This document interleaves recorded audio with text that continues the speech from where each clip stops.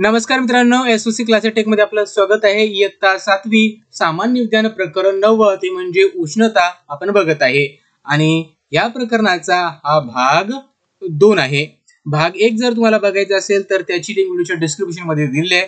सोबत तुम्हाला इयत्ता 7वी चे इतर व्हिडिओ जर बघायचे असतील त्याची लिंक सुद्धा व्हिडिओच्या डिस्क्रिप्शन मध्ये दिलेली आहे।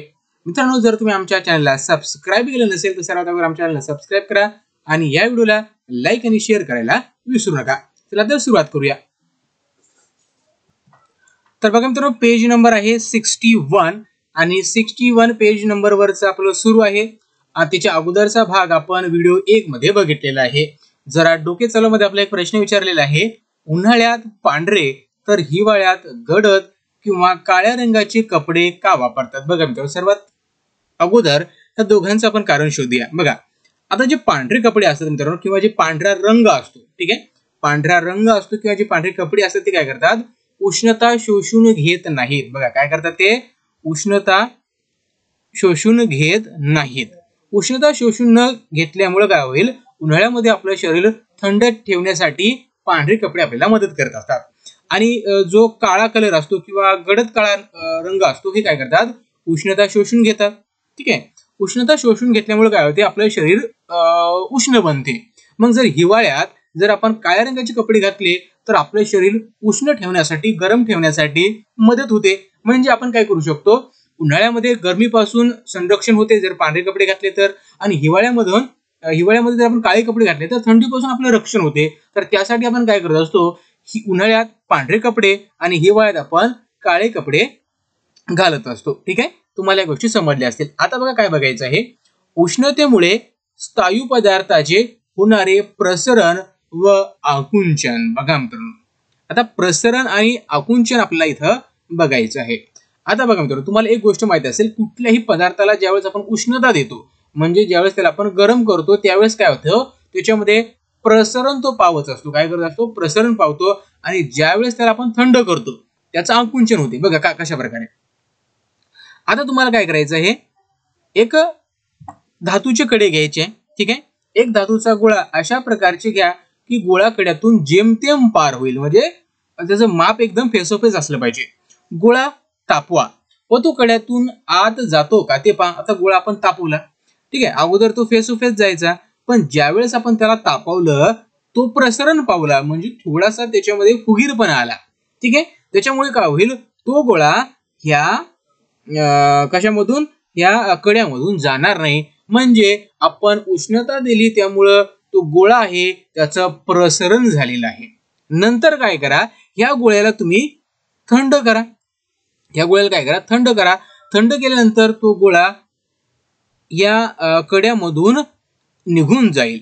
ठीक आहे, खूप आरामशीर तो निघून जाईल, कुठलाही त्याला अडथळा येणार नाही। याचा अर्थ की त्या गोळ्याला आपण थंड केलं तर तो आकुंचन पावला, हे आपल्याला इथं समजलेलं आहे। ठीक आहे, फक्त एवढं गोष्ट तुम्हाला ध्यानात ठेवायचं आहे, उष्णतेमुळे स्थायू पदार्थाचे प्रसरण होते आणि उष्णता काढून घेतली तर आकुंचन होते। फक्त दोनच गोष्टी तुम्हाला इथे ध्यानात ठेवायच्या आहेत। चला जाऊया समोरच्या पेजवर। तर बघा, आता आपल्याला बघायचं आहे उष्णतेमुळे द्रव पदार्थाचे होणारे प्रसरण व आकुंचन। बघा मित्रांनो, आता इथे आपण काय घेतलेलं आहे, एक बीकर घेतलेलं आहे, त्याला आपण शंकुपात्र म्हणतो। त्याच्यामध्ये पाणी आहे, एकीकडे तापमापी आहे म्हणजे आपण त्याचं तापमान मोजू शकणार, आणि दुसरीकडे काचेची एक पोकळ नळी आहे, जेणेकरून याच्यामध्ये जर पाणी जर वाढलं तर ते आपल्या याच्यामध्ये दिसेल, पाण्याचा आकार जर वाढला तर। बघा मित्रांनो, आता तुम्हाला काय करायचं आहे, या शंकुपात्राला उष्णता द्यायची आहे। तुम्ही जर याला उष्णता दिली तर काय होईल, हे पाणी आहे याच्यामधलं त्याचं तापमान वाढेल, आणि तापमान वाढलं म्हणजे काय होईल, त्याचं प्रसरण व्हायला सुरुवात होईल। प्रसरण झालं म्हणजे काय होईल, त्याचा आकार वाढेल, आणि ते आकार आपल्याला ह्या जे काही पाणी वाढलेलं आहे ते आपल्याला या काचेच्या पोकळ नळीमध्ये वाढलेलं दिसेल। मग तुम्ही बघायचं आहे की 2 डिग्री सेल्सिअस आपण तापमान वाढवलं तर पाण्याची वाढ किती झाली, त्यानंतर 4 डिग्री सेल्सिअस वाढवलं तर तापमान आपण वाढवलं तर त्यानंतर किती पाण्याची लेवल वाढली, हे तुम्हाला इथं नोंद करायची आहे। ठीक आहे, ध्यानात ठेवा। नंतर बघा, द्रवाला उष्णता दिली की द्रवाच्या कणातील अंतर वाढते। बघा इथं द्रव आहे, याला जर उष्णता दिली तर या कणामधलं अंतर काय होते, वाढते, आणि त्याच्यामुळे त्याचा आकारमान सुद्धा वाढते। याला द्रवाचे प्रसरण होणे म्हणतात। याला काय म्हणतात, जो द्रव आहे म्हणजे जे काही पाणी आहे किंवा जे काही लिक्विड आहे त्याचं प्रसरण होणे आपण त्याला म्हणतो. तापमान कमी केल्यास त्याचे अंकुचन होते. बघा, तापमान जर कमी केलं तर अंकुचन होते, म्हणजे त्याचा आकार आपल्याला कमी झाल्यासारखा वाटतो. ठीक आहे, या गोष्टी तुम्हाला इथं समजल्या असतील. चला मित्रांनो, नंतर आता खालचा आपल्याला बघायचं आहे. याच्यामध्ये आता आपल्याला बघायचं आहे की उष्णतेमुळे होणारे वायू पदार्थाचे प्रसरण व अंकुचन. बघा मित्रांनो, आता इथं आपल्याला एक प्रश्न विचारलेला आहे, ते आपण बघूया जरा डोकेचालामध्ये. तापमापीमध्ये पारा, अल्कोहोल यांचा वापर का करतात? बघा मित्रांनो, सर्वात महत्वाचं काय आहे, दुसरं का आपण वापर करत नाही, कारण यांचा जो काही गोठण बिंदू आहे, म्हणजे पारा आहे किंवा अल्कोहोल आहे, हा याचा जो गोठण बिंदू आहे तो खूप कमी आहे. कसं असतो, म्हणजे मायनस मध्ये असतो. म्हणजे मायनस मध्ये जोपर्यंत -39 किंवा -80 असं टेम्परेचर जात नाही मायनस मध्ये, तोपर्यंत पारा किंवा अल्कोहोल गोठत नाही. त्याच्यामुळे आपण याचा वापर इथं करत असतो. ठीक आहे, ध्यानात ठेवा. त्यानंतर आहे उष्णतेमुळे होणारे वायू पदार्थाचे प्रसरण व अंकुचन. बघा मित्रांनो, उष्णतेमुळे काय होतं, जो काही वायू असतो त्याला जर आपण गरम केलं तर त्याचं प्रसरण होते, त्याला जर थंड केलं तर अंकुचन होते. बघा, उष्णता दिल्यामुळे वायूचे आकारमान वाढते, याला वायूचे प्रसरण असे म्हणतात. तर उष्णता काढून घेतल्यास वायूचे आकारमान कमी होते, याला वायूचे आकुंचन असे म्हणतात. ठीक आहे, त्यानंतर आपल्या इथं बघायचं आहे थर्मोफ्लास्क. तुम्ही बघितला असेल. ठीक आहे, तुम्ही चहा वगैरे ठेवण्यासाठी कधी याचा वापर केला असेल, तुमच्या घरी पण या गोष्टी असतील. ठीक आहे, आता बघा मित्रांनो, थर्मास फ्लास्क, बघा त्याला आपण ड्युअर फ्लास्क सुद्धा म्हणतो. बघा, आता सर्वात अगोदर आपण हे वाचून घेऊया. सर जेम्स ड्युअर हे स्कॉटिश वैज्ञानिक होते. त्यांनी 1892 मध्ये पहिला थर्मास फ्लास्क तयार केला, म्हणून त्याला ड्युअर फ्लास्क असे म्हणतात. पदार्थ थंड अथवा गरम राहण्यासाठी ड्युअर फ्लास्कचा आजही वापर केला जातो. ठीक आहे, बघा आता चहा, कॉफी, दूध पदार्थ यासारखे पदार्थ दीर्घकाळ गरम राहण्यासाठी किंवा शरबतासारखे पदार्थ थंड राहण्यासाठी याचा वापर केला जातो, त्याला आपण थर्मास असं म्हणतो. आता त्याची रचना आहे, कसं आहे, त्याचं कार्य कसं आहे बघा. एक दुहेरी भिंत असते, त्याला फ्लास्क असतो. ठीक आहे, यात एकात एक बसवलेल्या काचेचे सील बंद केलेल्या नळ्या असतात. दोन्ही नळ्याचे पृष्ठभाग चांदीचा पुलामा देऊन चकचकीत केलेले असतात. दोन्ही नळ्या दरम्यानची हवा काढून घेऊन निर्वात पोकळी केली जाते. काय केली जाते? निर्वात पोकळी केली जाते.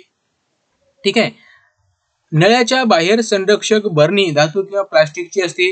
ही भरणी आतील फ्लास्क यांच्यामध्ये स्पंज किंवा रबराचे तुकडे फ्लास्कच्या संरक्षणासाठी लावलेले असतात.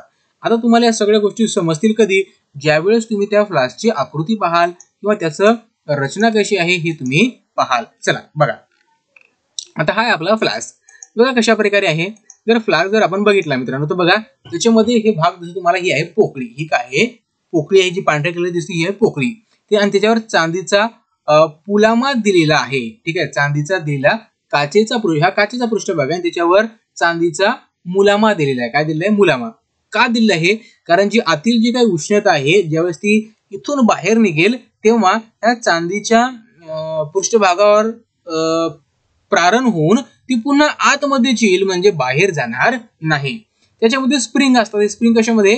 तर इथं आणि इथं या दोघांमध्ये संपर्क ठेवण्याचं काम ते करत असतात. याच्यामध्ये गरम पाणी आहे, इथं रबरी आधारक आहे, ही निर्वात पोकळी आहे, म्हणजे इथं व्हॅक्यूम आहे. ठीक आहे, हे धातू किंवा प्लास्टिकचे भांडे आहे. ठीक आहे, हा स्पंज आहे, तुम्हाला स्पंज दिसतोय. ठीक आहे, हा काय करतो? या थर्मोफ्लास्कला संरक्षण देण्याचं काम करतो. बघा, जेव्हा एखादा पदार्थ उष्ण पदार्थ फ्लास्क मध्ये ठेवला जातो तेव्हा आतील नळीच्या चकचकीतपणामुळे बाहेर जाणारी उष्णता पुन्हा आत परावर्तित होते. बघा, म्हणजे तिचे प्रारण होत नाही. बघा, आता जी काही उष्णता बाहेर जाते ती बाहेर जात नाही, चकचकीमुळे ती पुन्हा आतच येते. कशामुळे? तर या चांदीच्या मुलाम्यामुळे. ठीक आहे, निर्वात पोकळीमुळे उष्णतेचे वहन होऊ शकत नाही. आता ही पोकळी आहे, त्याच्यामुळे उष्णतेचे वहन इथं होऊ शकत नाही व अभिसरणही होऊ शकत नाही. त्यामुळे उष्णता बाहेरील थंड भागाकडे संक्रमित होत नाही. आपल्याला माहित आहे, जी उष्णता असते ही जास्त भागाकडून कमी भागाकडे जात असते, म्हणजे इथं जास्त उष्णता आहे तिकडनं कमी उष्णतेकडे जात असते. पण इथं निर्वात पोकळी आहे, त्याच्यामुळे ती बाहेर जाऊ शकत नाही, आतल्या आतच ती दीर्घकाळ राहते.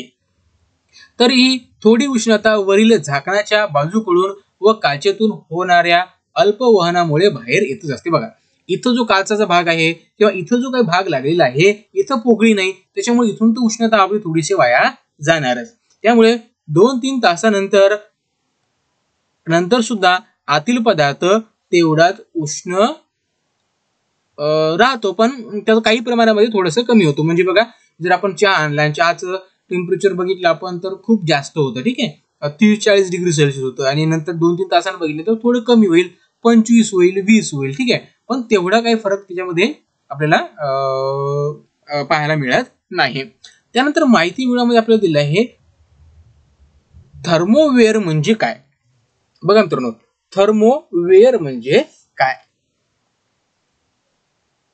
बघा मित्रांनो, थर्मोवेअर म्हणजे अशा वस्तू ज्यामधून उष्णतेचे वहन आतून बाहेर होत नाही. उदाहरणार्थ स्वेटर, थर्मास व फ्लास्क. बघा थर्मोवेअर म्हणजे काय, असा पदार्थ असतो की त्याच्यामध्ये काय होईल, आतील उष्णता बाहेर जात नाही.